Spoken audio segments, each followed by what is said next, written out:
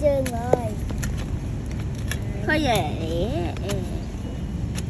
đại thông tịch máu chứ mình xuống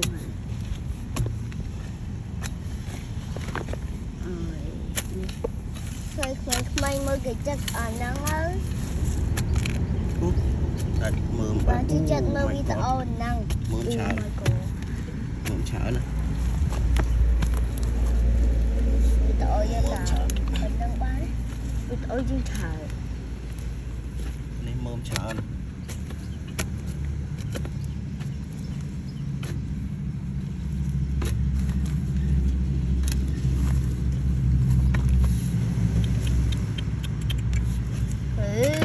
Cột.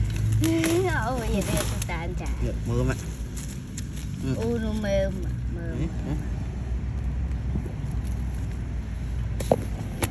ôi một sạch bên lòng Có mượm. Ủa, vợ mình ca đó nè.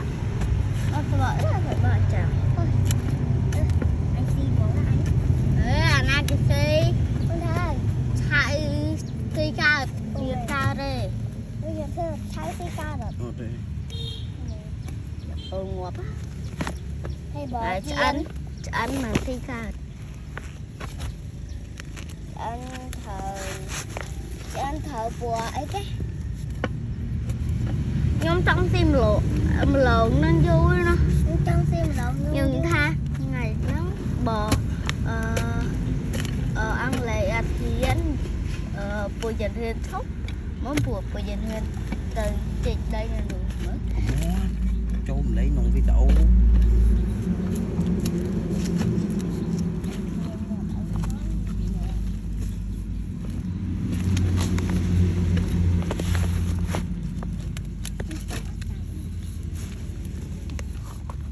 Ui, cái đợt này nữa.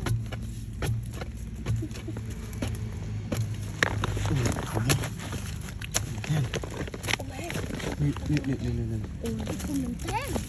Rồi.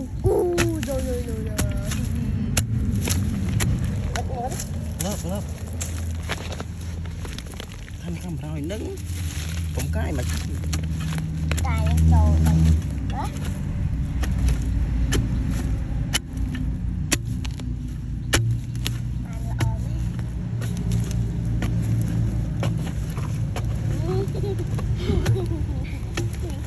Đây trầu bị chưa đấy. cho rồi đây ban lộn xi cùng ngoại